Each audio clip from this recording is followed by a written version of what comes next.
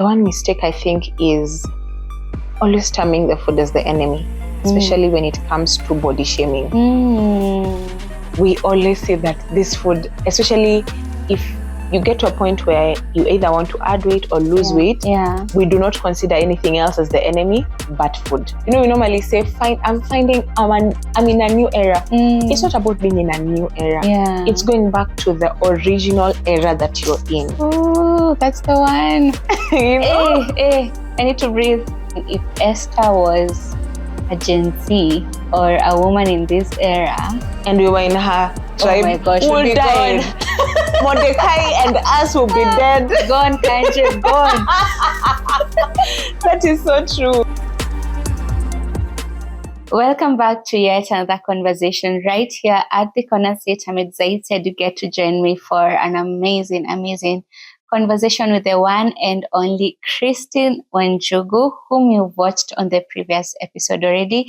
If you did not watch that episode, please go back and watch it because it was very, very inspiring and you're going to learn so much. So today's episode, I have Christine on set. She's going to be sharing with us her journey of finding her. She's a clinical nutritionist. She is a wife. And she's drawn to women and children. Amazing. And she's a lover of God. So welcome to the Corner Seat. Thank you so How much. are you feeling? I'm okay, just a little bit anxious. Relax, breathe, relax. So good to have you. I'm honored to be here. Yes, and we look forward to hearing your journey of how you got to find yourself. First of all, let's begin. How did you choose to become a clinical nutritionist? How did I choose? Okay, this is a very story from way back. Please, we have all the time. And I'm sure my mom is watching, so she can attest to it. My grandmother, I should say, got ill, and she had a stroke. So she was in the hospital for quite some time, and I was really young. I think I was actually like 5 years, not 5 years, like class 5. And I remember going to the hospital and asking my mom, why are the doctors not treating her? Why is she not getting well? And then I remember at some point she was not eating, and that really derailed her health. And I remember telling my grandma, don't worry, just hold on there. I'm going to be a doctor and I'm going to help you eat. Did I know what that meant then? No. Because I would have said, don't worry, I'm going to come and treat you. I just told her I'm going to help you eat. Once I become a doctor. I just thought all doctors help people to eat. So that's when but I knew I was very drawn to anything medical, but I don't think I wanted anything to do with blood. So it's just like, how can I help people and also in a very sustainable way? Because, medicine is not sustainable. Yeah, it's not. Medicine cannot be food. Yeah, it can't. But food can be medicine. Actually, that is the name of my platform. It's called Food is Medicine by Christine. And I just like something sustaining. How can I help you sustain your health without using medicine and just helping you prevent all these other diseases? And all that. This is something you said when you were in class 5. Yes. Class 5 is around 10 years or 11 years. Around there. Now, where did you even get the brain to say such a heavy thing? I really don't know. It's kids, whatever we blab, we don't know. But later in life, you realize, well, I said this. And it's something we mentioned on one of the previous episodes that as a very young person, as a young child, you can be able to know what it is that you're going to become when you grow up. Achana na hizi za when I grow up, nataka kuosha vyombo. Yes. My sister used to say, mimi nikikuwa mkubwa nitakuwa naosha vyombo. You're like, I should be having a laundry place by now. For sure. But there's that, I don't know how to call it, intuition or something. As a very young child, you can be able to know. And if the adults that are surrounding you are sensitive enough, they can be able to pick those things and be like, okay, so this is what you've said. And then when you grow up, they remind you, ulikuwa umesema. So how does it feel now to be a clinical nutritionist many years later? It's something you pursued. Did you ever have second thoughts about it? And how does it make you feel as a person who has found themselves on that path? One, it's a privilege to work in nutrition, because I would say this is not information we have every day. Do we have the basic knowledge of food? Yes. But do we have the deeper knowledge of food? No. So it's a privilege for me to actually know how the body works and how the food interacts with us. And even to share it with other people, especially with the mothers. Just as you said, I'm very drawn to children and mothers and women at large, because we are who we eat. Oof. Yes, we are exactly who we eat. And even realizing that God gave me that when I was very small, because He deposits things in our hearts, even without us knowing. And then later you realize, so God, you knew the path that I was going to take. And for sure, all my days are numbered, and I'm known by you. So it was not a coincidence that I said that. I'm just in line with whatever He had in store for me, or whatever He created me for. So yeah. And here you are, many, many years later. Yeah. What is the one mistake you feel women do when it comes to nutrition? What is the one thing? Or something we overlook?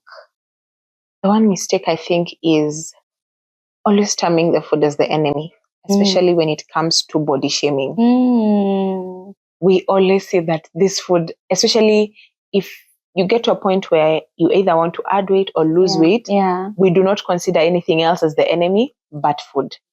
So you would find an example, and this we say every day. When you find someone who is underweight, you ask them, "How cool? Na venye unakulanga?" Inaenda wapi? I've been told that. So you realize, is the enemy really food? No, it's not. No, it's not. So that is the one mistake we do. Food is not enemy. Our number one enemy. It's how we interact with it, how we eat it, and how we eat it. You know? And so if we just got to understand that if I ate this food and I ate it with this other food, and these are the portions of food that I eat, then this food is not going to be medicine. It's not going to be an enemy to me. Otherwise, if we look back in creation, there was no medicine. That food was the only medicine we had. True. Yeah. And now somebody might think that's a lot of work. Actually, portions, I have to know this is carbohydrates, this is protein. It's so much work. Yeah. Why should I care about what I'm eating? Why you should care about what you eat? Yeah. Because you're stewarding your body. You're stewarding your body. Because if anything, we're told the body is the temple of the Lord, and therefore you should take care of it. Yeah. Yeah. And then we don't have this body and then another body. If you don't take care of this is going to fail you. This will fail you. So you really have to take care of your body with how you eat, with what you do, with the activities that you do, with what you expose yourself to. So yeah.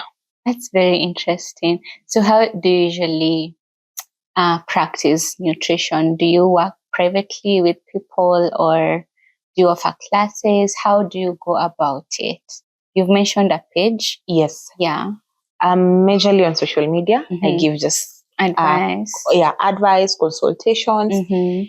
If it's something to do with a meal plan. And if you want us to talk in depth, because as much as we give general advice about food, sometimes we narrow it down to an individual's needs.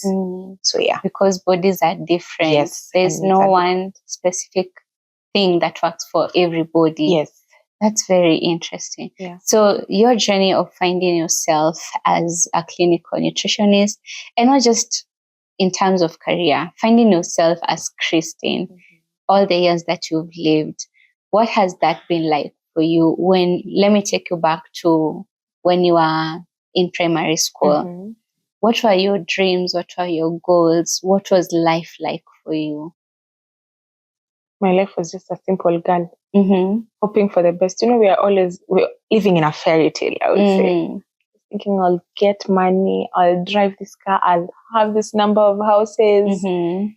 I think that was me in primary. But as I grew, I realized, every time you adjust your goals. Yeah. Sometimes it's funny, I had a clip saying that that's the time you wanted to be a doctor, but now you're the patient.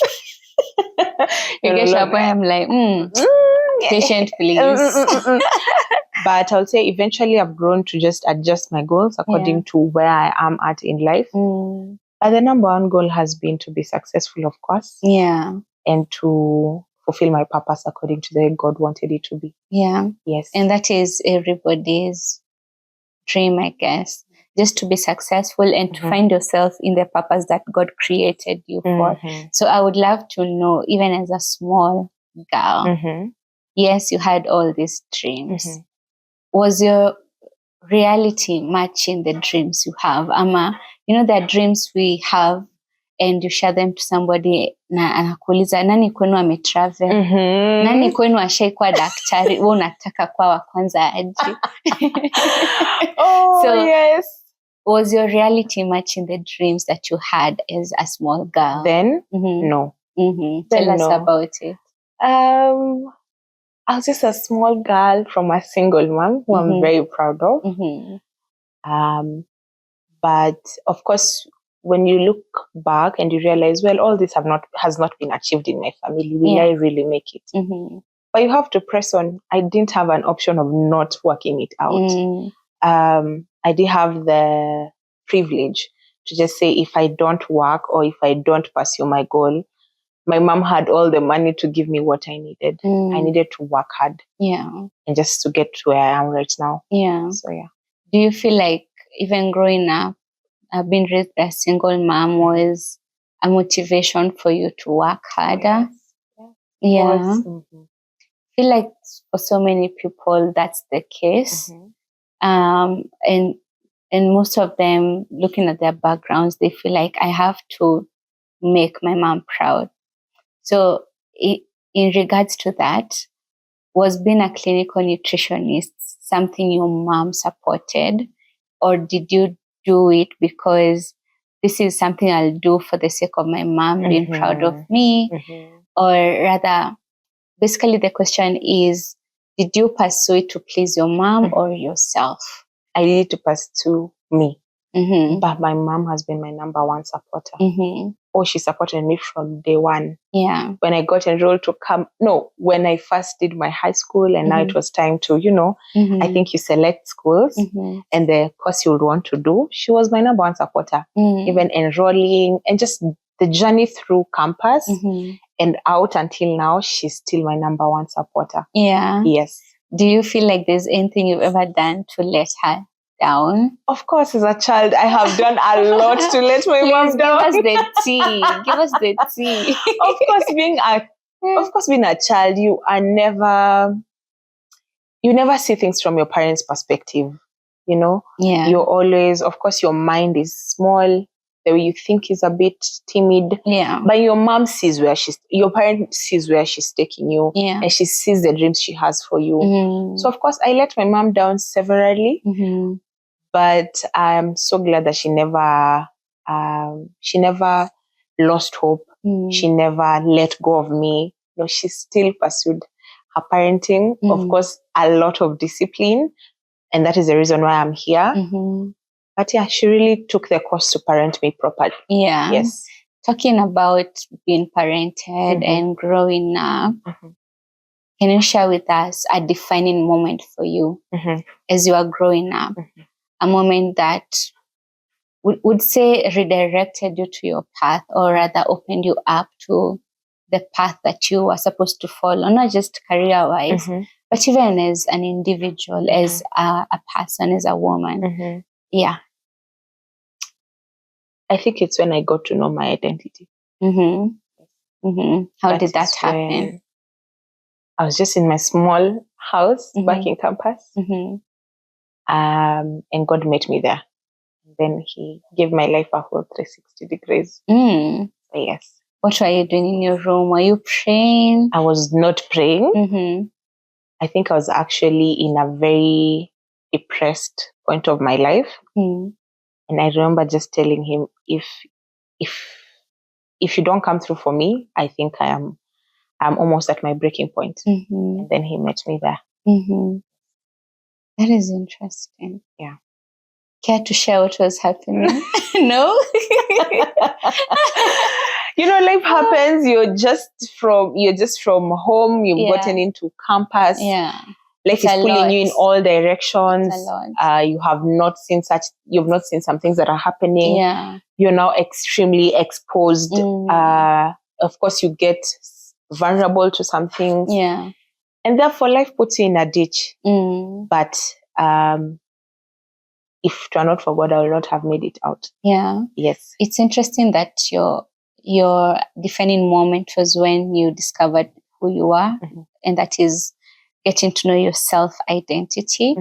And for so many people, identity crisis is one of our biggest challenges because we are going through life without knowing who we are or what we are meant to do or what we're supposed to be working on or even how this is supposed to end. You know, we don't have the big picture of our lives. We're just going through with emotions. So that would lead me to ask, how did you get to identify yourself? Because you can read your Bible and you're like, yes, the Bible says I'm a child of God, I'm a royal priesthood. But how did you truly get to reconcile the word of God with who God created you to be, regardless of the reality you are struggling with? Yeah. I would say the most practical way was me going back to God. You know, God can meet you and you don't meet him. Yeah, God can come to you, but you don't go to him. And I remember when, at that point, when I was just like, God, I have tried so much. I have experimented all these things that I thought were going to give me purpose and peace, but none of them did. So it was at that point that I realized, well, I need to go back to my creator who is going to give me the manual of who I really was. Because unfortunately, in this generation, we attach our identity to very materialistic things. I'm a clinical nutritionist. I can choose to attach my identity to my career, which can fail me. That is unfortunate. I am a wife. I can choose to attach my identity to my marriage and to my husband. I'm not going to say it's going to fail. I can attach my identity to the societal expectation. Yeah. I can attach my identity to so many things, to comparison, to social media. But I realized all these things just ask me who I am, yet I do not have an answer.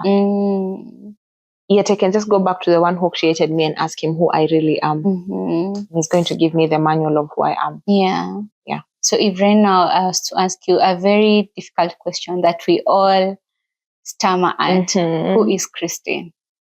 Who is Christine? Yeah. She's just a child of God and helped by God. Beyond that, I do not have anything of my own that I can say, this is why I am here. Yeah. Wow. So basically your identity is just tied to God. Yes. And that's your essence. Yes. Because I'll remind you, we have the verse that says, seek first the kingdom and then all these other things. So if I seek him first, my career, my marriage, all these things that I desire, he's the source of it. Yeah.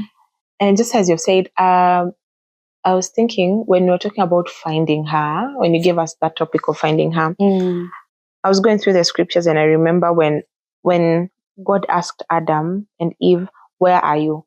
At the Eden after they sinned, at the Garden of Eden after they sinned. It was not a point of the location of where they were, because they always met God at the Garden of Eden. But that day, that particular day, they were hiding away from him because they knew they had sinned. It was a matter of alignment.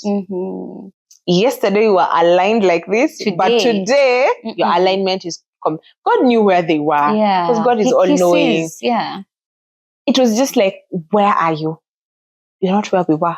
Our alignment is not where we were at yesterday. So it's the same with me. I think at that point when I was lost and I was hiding away from God, he was always asking, where are you? Not matters locality, because he sees me and he knows me. It's just the alignment of the destiny that I have for you. You're not in it. You have moved and you've shifted. Yeah. And I need you back to it. So yeah. So discovering your identity, knowing who you are, takes you back in alignment with God. To the original plan of God. You're not actually, we normally say, I'm in a new era. It's not about being in a new era. Yeah. It's going back to the original era that you're in. Ooh. Oh, that's the one. You know? I need to breathe. It's going back to the original purpose that God had given you. Oh. We're always saying it's a new me.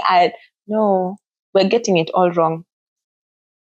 Oof, you said something so deep. Yeah. So it's not new era, new me, new season. It's realigning. Yes. And what we need to focus most on is doing that, realigning to God's original plan for us. So, yes.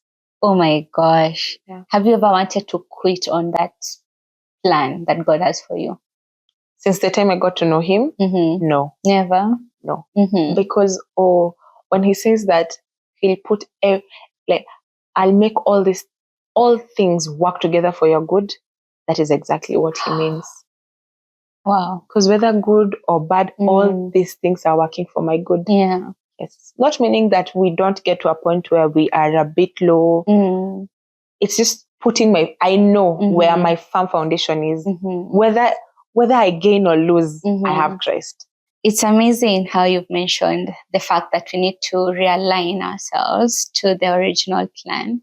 But I want us to talk to the woman that is watching, a woman who's really confused, because again, society has a way of imposing on women who we need to be, for a woman that is struggling with themselves, with their identity, because they've tried to be everything society is telling them to be. What would be your advice for them based on your experience? Because I'm sure you've also gone through it, the societal expectations.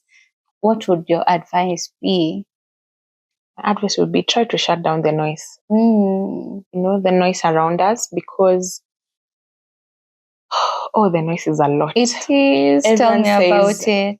What you should be, where you should be, how you should be. When? And sometimes it becomes extremely overwhelming because you cannot be all that the society says. Yeah. I think just be who God says you are.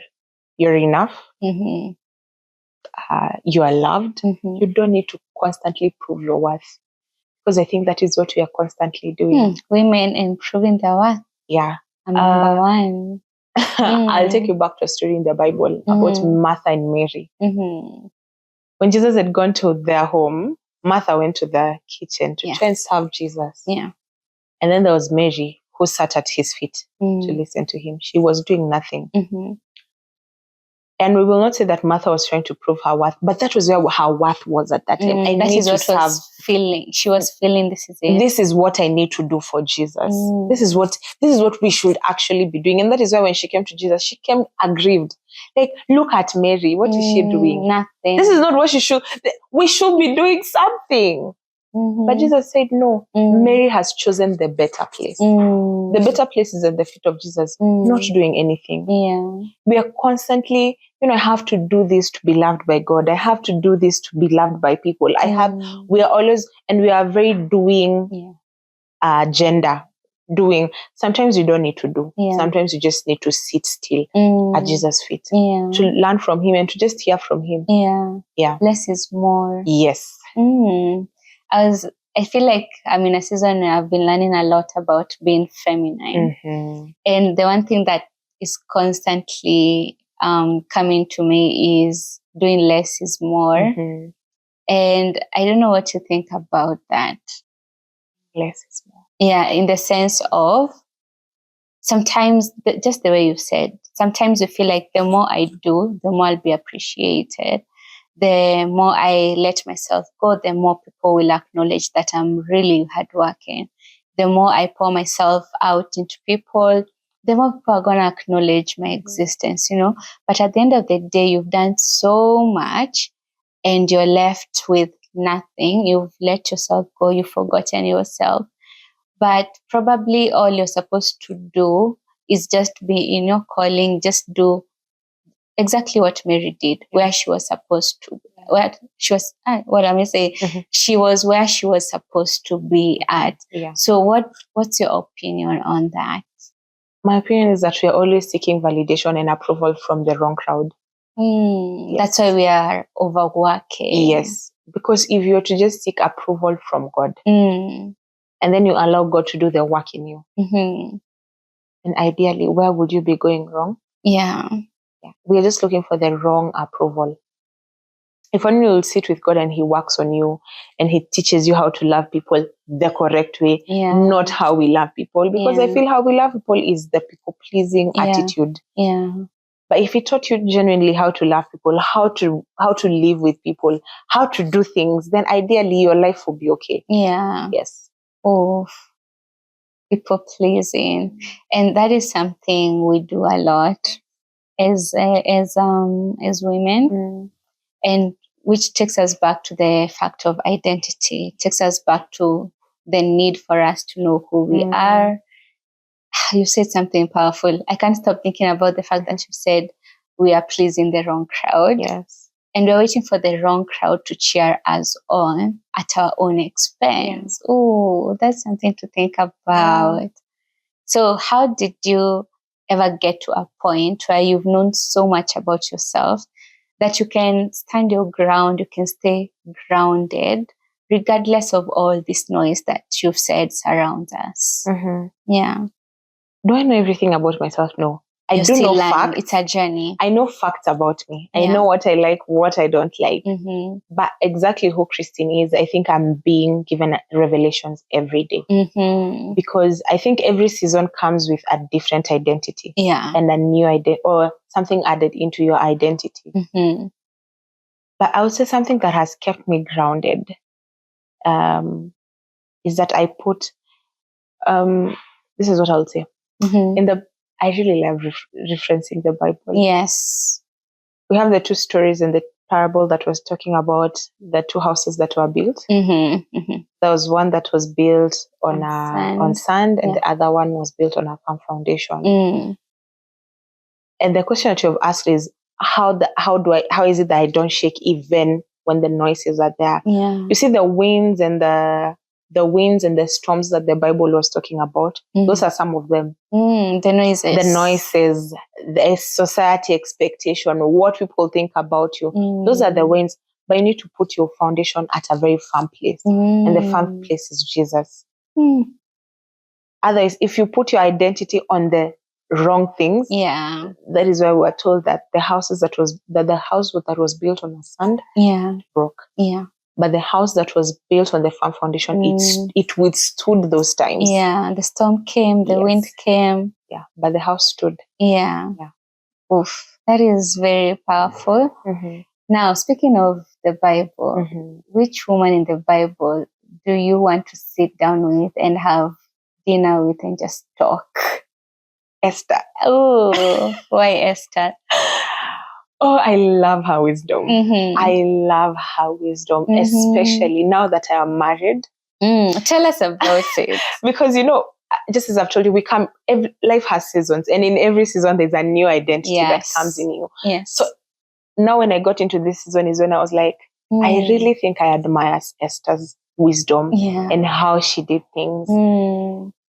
And I want to have coffee with her when we get up there. I don't know what we'll be having up there. Whatever we'll be having there.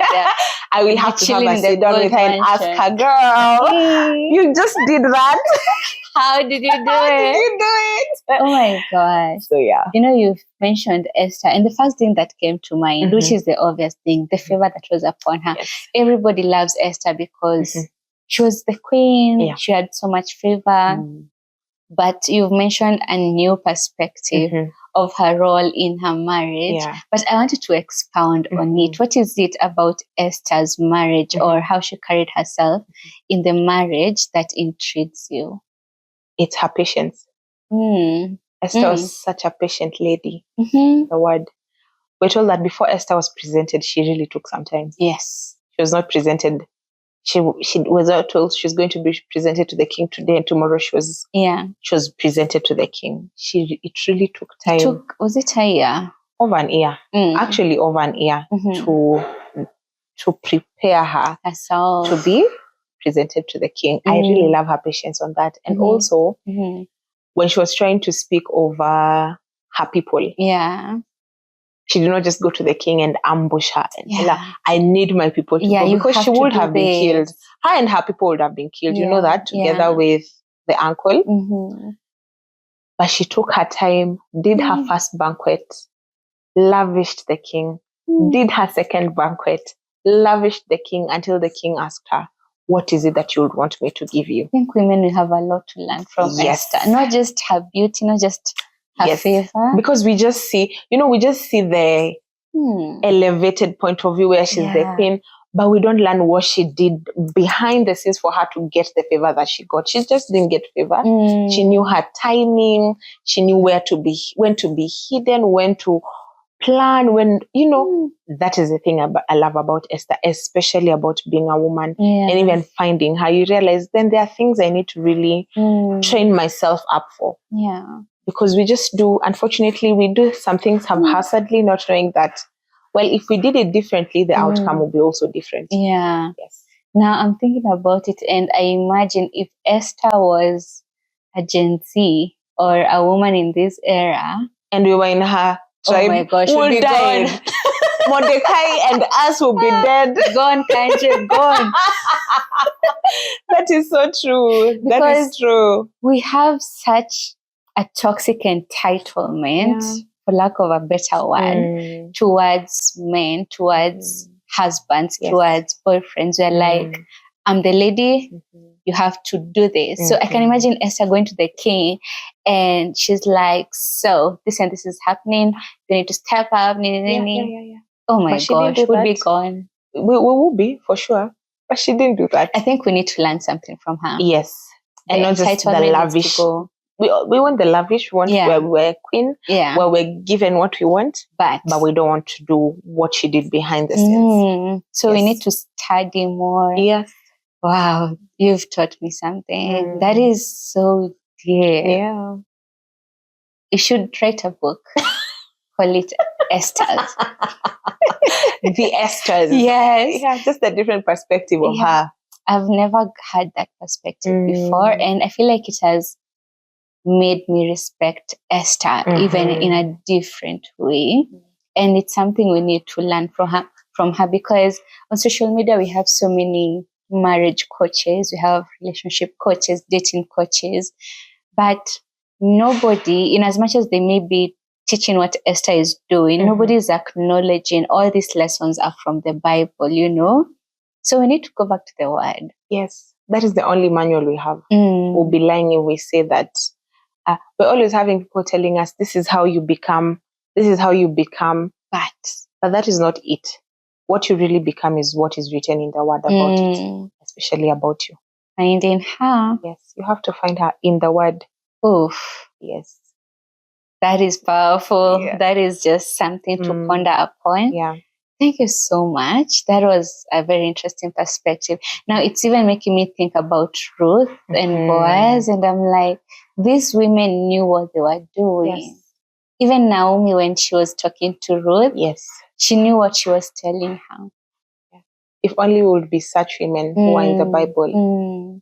Yeah. But right now we are competing with a lot of noise, basically. Yeah. We have let go of our, if I would say, we have let go of our femininity and started competing with men. Yeah, we want to be our own men. Yeah, yet we cannot. We just have to accept, we are women. Just flourish in you being a woman.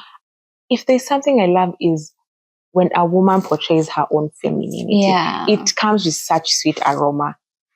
Yeah? It does. Yeah. And it has more rewards than competing with the men. The men are not competing. Actually, if we look keenly, the men are not competing with us. They're just in their place? Yes. We are the ones getting to their place. Is it because we envy them? Is it because we feel like they have less work than we do? Is it because we wish we could switch roles? Why do we do that? I really don't know, because if we're also to look, man was given more work. It's just that we don't want to see it. And it's hard work. Being told to toil the land until it produces seed. Yeah. That was a lot. But that is the work we want to constantly do. What if we just placed ourselves in the society as a woman and you worked in your office as a woman? Then we're not going to have all this competition. Yeah. That is why it's so important for us to find ourselves. Yes. That is something to think about. Yeah. Oof. I've read a book, or rather, I started reading a book. Can I remember the name? I can't remember the name, but it was talking about how to be yourself as a woman, and it talked about something very important from the book of Genesis. It was talking about Adam and Eve, and it was explaining exactly what transpired, even leading to the curse that came upon the woman. And she was trying to explain that the curse that came upon the woman and the curse that came upon the man, they were very different, because these are two different people. But now we are competing to be the men, and that is why now even the curse upon the men is coming upon the women. I was like, Lord have mercy. It was bewildering. As if yours is not enough. Your own curse your own curse is not enough. So you're just like, I also need the man's. We think we're just benefiting from what the men do, but we realize that we are disarranging the order of God. Yeah. Because God is a God of order. Yeah. Yeah. She was even explaining the fact that a lot of issues with women are reproductive. Yeah. It's because we've misaligned ourselves to from the original plan of God. And that is why there's a lot of battle. That is, oof. So we go back to the feminine and be proud to be a woman. And a godly feminine. Because still you can be feminine, but you're not in your ideal purpose of femininity. Yeah. Yes. And that's the best kind of femininity. Yeah. Oh, this is becoming heavy. And that's something to really, really think about. Yeah. And even change our mindsets. Yes. That's amazing. Yeah. If you had a 16-year-old daughter watching you right now, what would you want her to hear from you? I'll tell her to just put her trust in God and to know God for herself. Yeah. You know, a lot of things come in and out of season, but the word of God is never in and out of season. Yeah. And for her to get to where she'll be, I'm trusting God that I'll raise her in a godly way. So that she knows God for herself and she sees God for herself. So that by then, all this noise, it will just, of course, she will not lack to have, of course, storms and challenges, but our foundation will be strong. Will be it. Yeah, and it will be strong. Yeah. Oof, that was heavy. Thank you so much for sharing your mind, your perspective, your experiences. That was heavy. I'm still thinking about Esther. Thank you so much for sharing. It was lovely having you at the Corner Suite, and we look forward to hosting you even in years to come, because this is a journey we are all on. We are learning ourselves, we are discovering ourselves. So in 10 years, you'll have even more to say. And I look forward to that time. Thank you. Yes, it was lovely having you. Thank you so much. And thank you so much for watching. Let us know one thing you have heard that has captured you, that has changed your attention. We would be happy to keep this conversation going. It was amazing having you watch this conversation. Look out for the next episode coming next week. Bye. Bye.